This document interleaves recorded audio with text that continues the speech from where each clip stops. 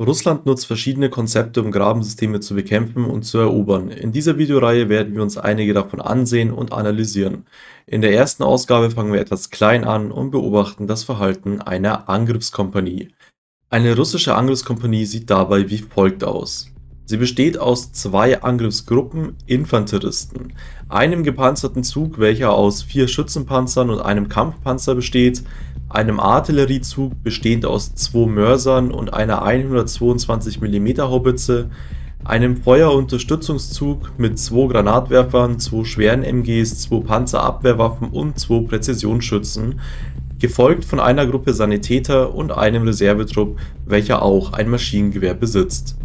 Dabei sind die einzelnen Züge keine festen Konstrukte, da sie ihre Einheiten auch je nach Bedarf oder Angriffstaktik den Angriffsgruppen unterstellen können. So nutzen die Infanteristen der Angriffsgruppen die Fahrzeuge des gepanzerten Zuges oder bekommen jeweils einen Mörser als unterstützendes Element hinzu. Eine Angriffsgruppe, die wirklich in Kontakt mit ukrainischen Stellungen kommt, besteht aus 12 Mann, welche wiederum in 4 3-Mann starke Trupps aufgeteilt sind.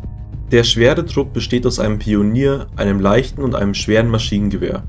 Der zweite Trupp bildet die Panzerabwehr mit einem Raketenwerfer, einem Unterstützer für den Antipanzerschützen und einen Aufklärer. Im dritten Trupp befinden sich ebenfalls ein Pionier, ein Sanitäter und ein Schütze. Der letzte der 4 Trupps wird auch durch den Gruppenführer, einen Drohnenpiloten und einen Fernmelder gebildet, welcher den Kontakt zum Kompanieführer hält. Jetzt ist es aber so, dass bei den Russen die einzelnen Trupps keine Truppführer besitzen. Deshalb sind das eigentlich keine eigenständigen Trupps, wie es in westlichen Armeen der Fall ist, sondern nur gruppierte Soldaten.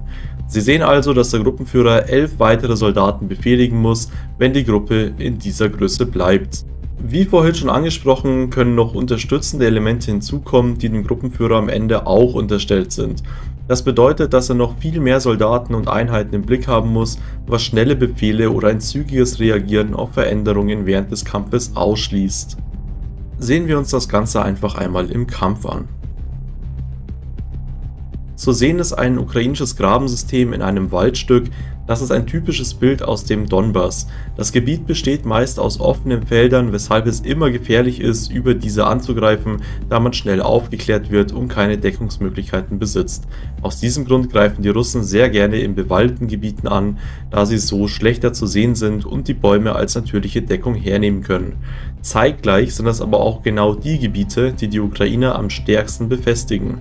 Im Normalfall befindet sich hier eine vorgeschobene Verteidigungsstellung, welche mit der Hauptverteidigung durch einen Graben verbunden ist.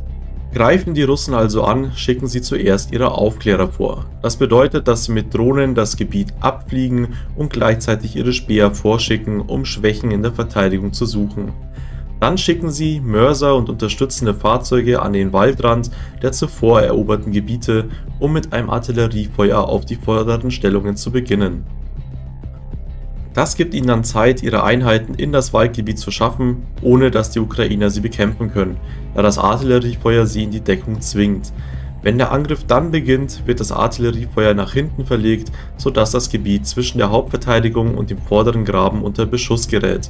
Dadurch sind die beiden Gräben theoretisch voneinander abgeschnitten, sodass der vordere nicht mehr versorgt werden kann. Um ihre eigenen Einheiten zu schützen, wird dann noch Rauch gelegt, sodass man sie nicht entdecken kann, bis sie kurz vor dem Graben stehen. Dabei greifen sie den Graben direkt von vorne an und dürfen nicht aus dem bewaldeten Gebiet herausspähen, um zum Beispiel zu flankieren, da sie sonst von den Gräben links und rechts beschossen werden. Erobern sie den ersten Graben, dann verschiebt sich das Artilleriefeuer nach hinten und der Angriff beginnt wieder von neuem. Erobern sie auch den letzten Graben, dürfen sie diesen nicht betreten, da oft Sprengfallen zurückgelassen werden, die die Ukrainer für die Russen dagelassen haben. Aus diesem Grund sind sie weiterhin ohne wirkliche Deckung und einem ukrainischen Gegenstoß ausgeliefert, weshalb sie die Felder vor dem Wald bis zu 1,5 Stunden weiter mit Artillerie beschießen, damit keiner stattfinden wird. In dieser Zeit versorgen sie ihre Soldaten, entschärfen Sprengfallen im Graben oder errichten eigene Schützenlöcher, während Verwundete von den Sanitätern abtransportiert werden. In der Theorie klingt das Ganze schlüssig und einfach, doch warum sieht man dann sehr oft, dass diese Angriffe scheitern? Das hat vor allem den Grund, da das ganze Konzept auf 4 Faktoren basiert. Unterdrückung der Artillerie, damit der Gegner nicht aus der Deckung kann, Verschlechtern der Sichtverhältnisse, zum Beispiel durch Rauch, dezimierende Verteidigung, also den gezielten Zerstören von MG-Stellungen oder Minenfeldern und dann eben zu guter Letzt der Angriff.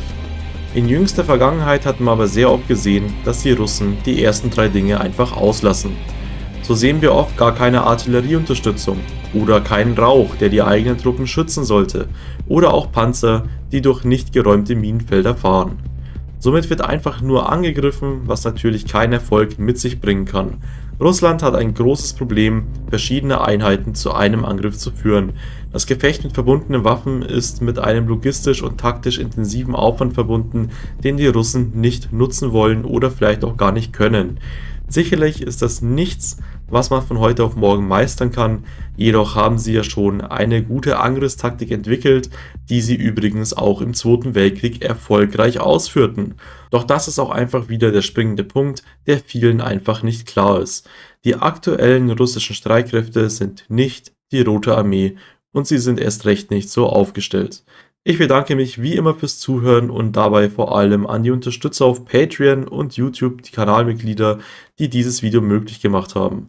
Wir haben wieder Zugstärke erreicht und umfassen gerade 34 Mannschaften, 6 Unteroffiziere, 7 Offiziere, die dieses Video alle im Vorhinein schauen konnten.